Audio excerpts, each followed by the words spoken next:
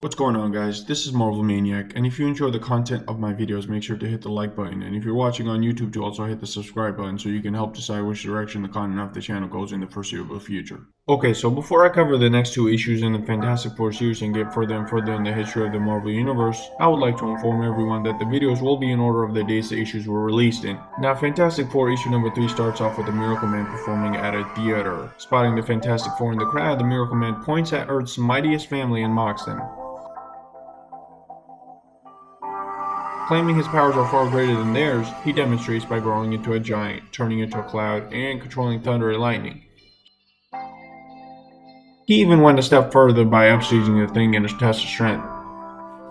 Now, if you can upstage the Thing in a test of strength, you have bragging rights. As the family headed home in the Fantastic Car, Reed wonders whether they could defeat the Miracle Man if he were to become a threat to humanity.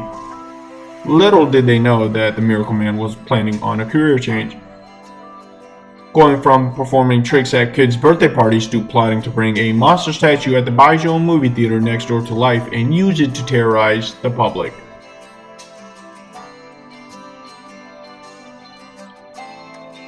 Watching live coverage of the premiere of The Monsters from Mars at the Baijiu on television in the Baxter Building, Johnny spots the Miracle Man bringing the monster to life.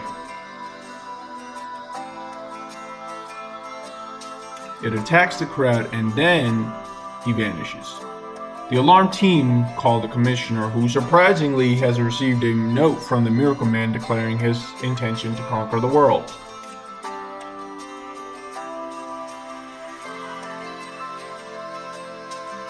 Obviously, one of the smartest minds in the Marvel Universe didn't have a problem finding him, but as Mr. Fantastic finds the Miracle Man and his monster robbing a jewelry store, you'd think he'd also be smart enough to not get hit in the head.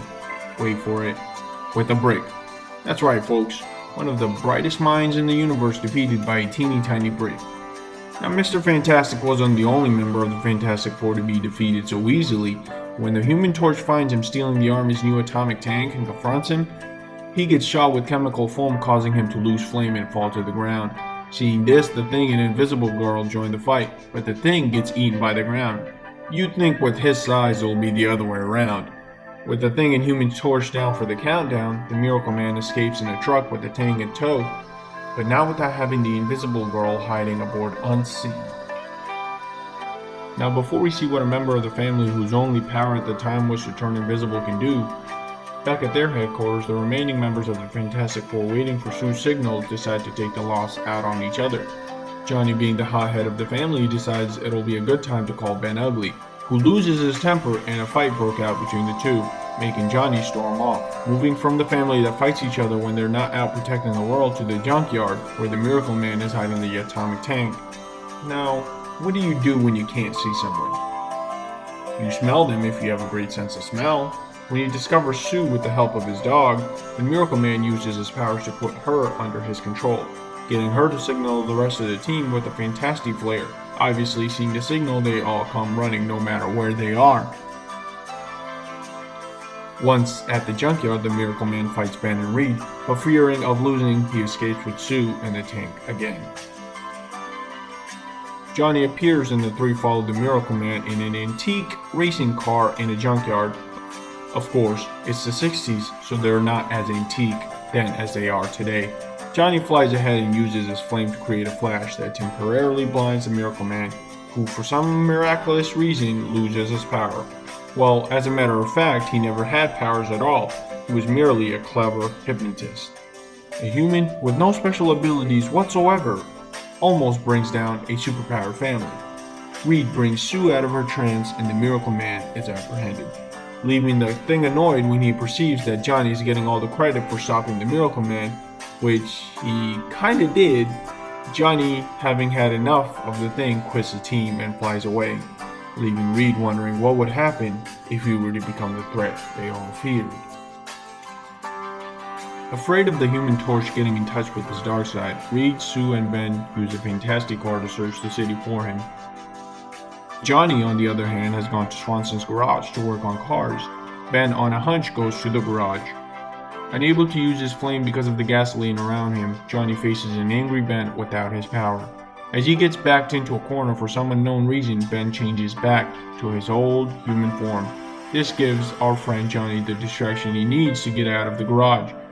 As he gets away, Ben's excitement changes into a nightmare when he notices he's changing back into the Thing.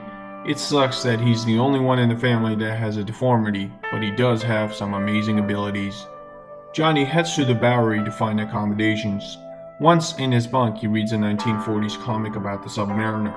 Nosy Neller in the bunk over notices what he's reading and says, "We got a stumble bum right there who's as strong as that Joker was supposed to be."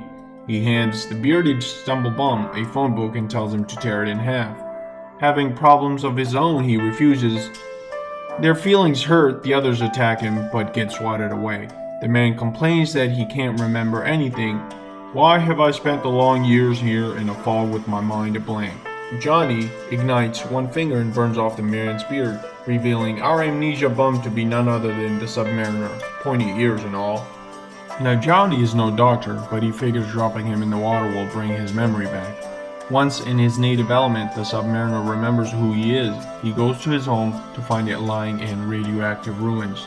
Atlantis, once a beautiful underground kingdom, now a casualty of atomic testing. Enraged about the destruction of his home and his people, the Submariner returns to New York and tells Johnny that he will do to the surface world what they did to his home. Panicking, Johnny fires off a flare, and the rest of the team sees it from the Baxter building. Taking the Fantastic Car, they go to meet Johnny and discover about the Submariner's revival. Out at sea, the Submariner finds Giganto, the largest living thing in all the worlds, and the horn of Proteus that can rouse him. He leads the creature towards New York, which begins an evacuation. Now our superhero family not only has to come up with a plan to defeat Namor, but also think of a way to take down Giganto without having too much damage. When the army bombards Giganto without effect, the Thing comes up with a daring plan. He straps a nuclear bomb to his back, get inside the monster, and leave it there to destroy it. While Giganto takes a nap, Ben carries the bomb down its gullet. With seconds to spare, Ben makes it out of the monster's maw. The Submariner threatens to use the horn to summon more creatures, but before he can blow the horn, an invisible Sue grabs the horn and runs away with it.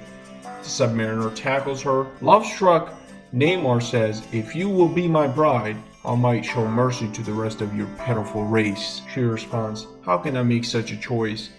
He threatens again to use the horn. Sue in return says, "I'll do anything.